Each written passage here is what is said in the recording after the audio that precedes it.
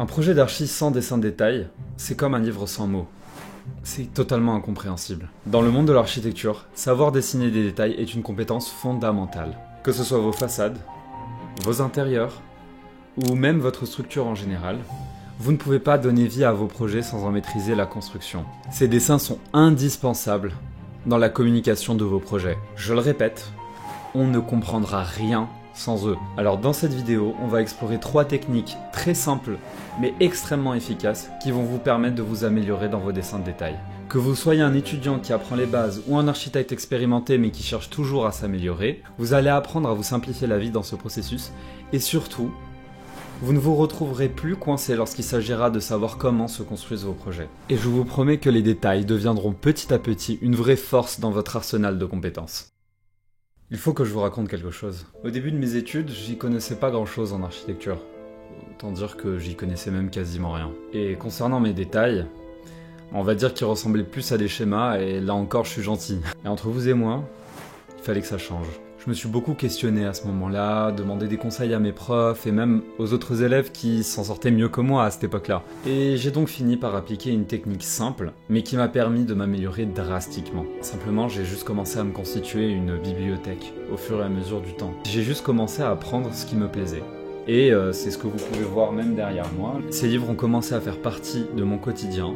Et ça m'a permis en tout cas de commencer à former une base. Mais le problème des bouquins, c'est que bon, c'est long! Voilà, mais ça prend tellement de temps.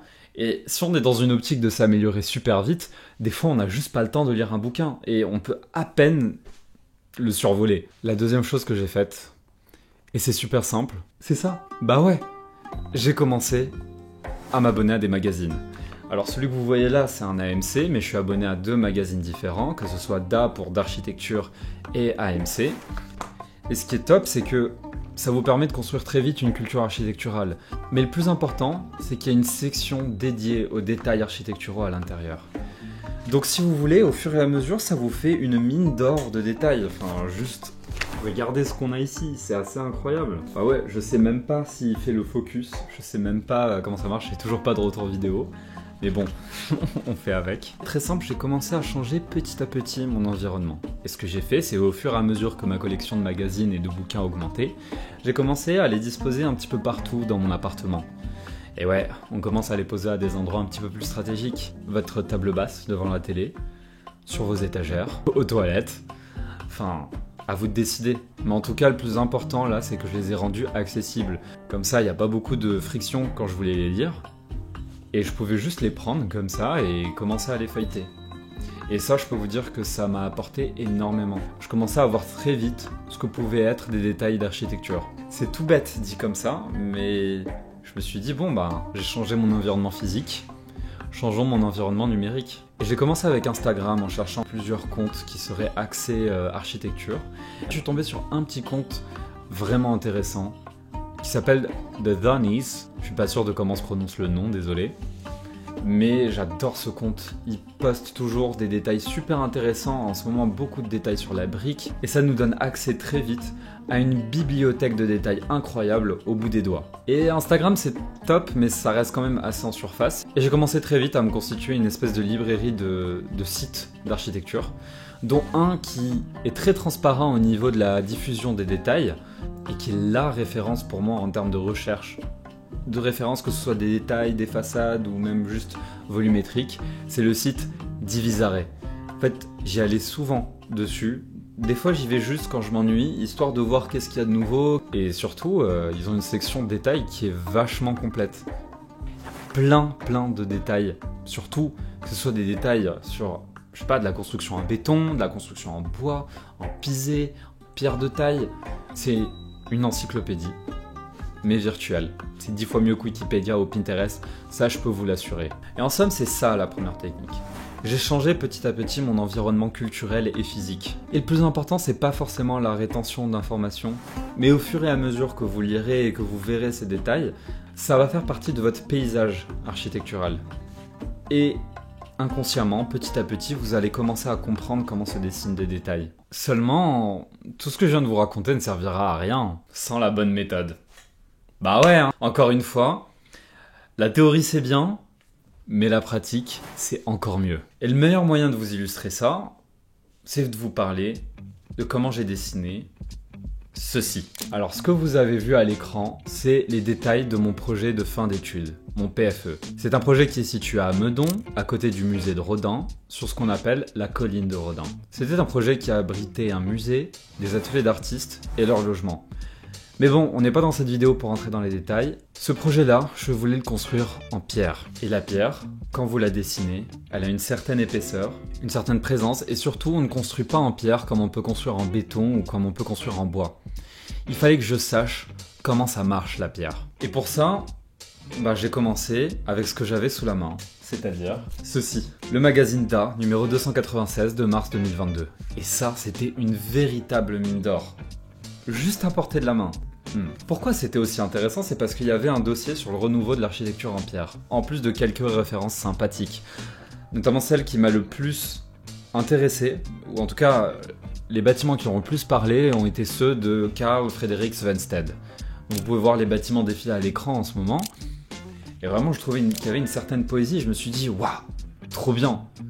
Mais le truc, c'est comment je fais pour construire ça? Et il y avait toutes les réponses dans ce magazine.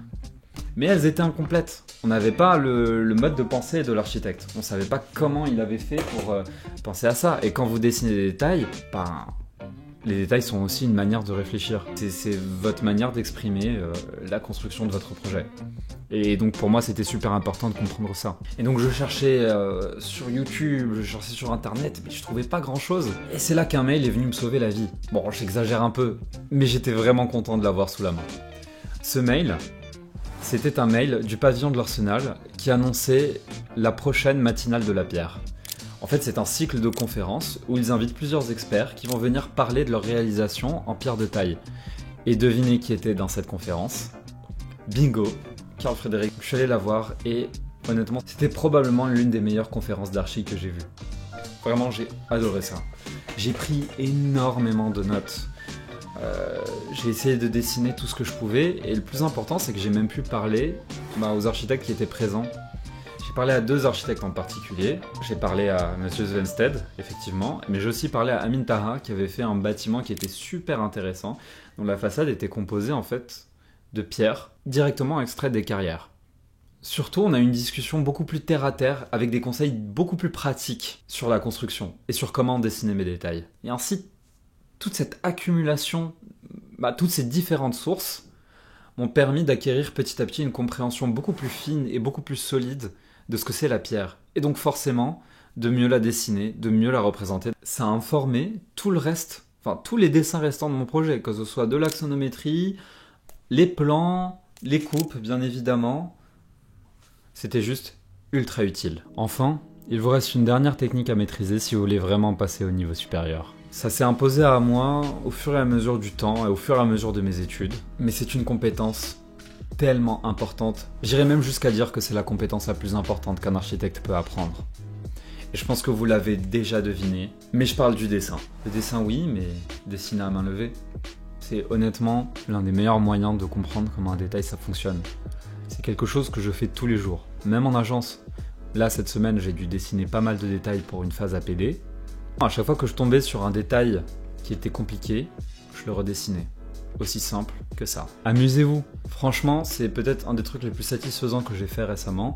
C'était vraiment juste redessiner des détails qui me semblaient intéressants et que je trouvais vraiment beaux à la main. Ça vous force à comprendre les proportions, à les intégrer, pas forcément apprendre le détail, mais vous avez une meilleure idée de le béton ça a quelle épaisseur, un pare-vapeur ça a quelle épaisseur, la pierre ça a quelle épaisseur, le bois ça a quelle épaisseur. C'est un super exercice, c'est hyper reposant, j'aime bien faire ça la nuit, ça me met bien avant de dormir. Mais bon, je doute que vous soyez assez psychopathe pour faire ça aussi. Et si vous voulez aller encore plus loin, et vous pouvez utiliser ça. Ouais, vous pouvez utiliser ça, c'est un iPad. Et avec l'application Morpholio Trace, ce que je fais, c'est que quand je dois vraiment apprendre un détail bien propre et tout, au lieu de simplement le dessiner sur AutoCAD qui n'est pas du tout intuitif pour un sou, je le redessine sur Morpholio Trace à l'échelle et j'essaye de rester le plus droit possible.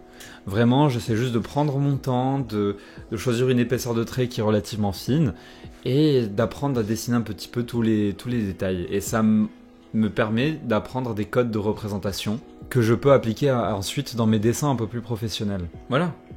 C'est tout bête, c'est très facile à implémenter et c'est sans doute ce qui vous fera le plus progresser. Et donc je pense que c'est super important d'appliquer ce que vous avez vu dans cette vidéo. C'est ce qui vous permettra de progresser à tous les coups. En tout cas, c'est ce qui moi m'a permis de progresser. Et donc je vous partage ce qui a marché pour moi et j'espère que ça fonctionnera pour vous. Et voilà.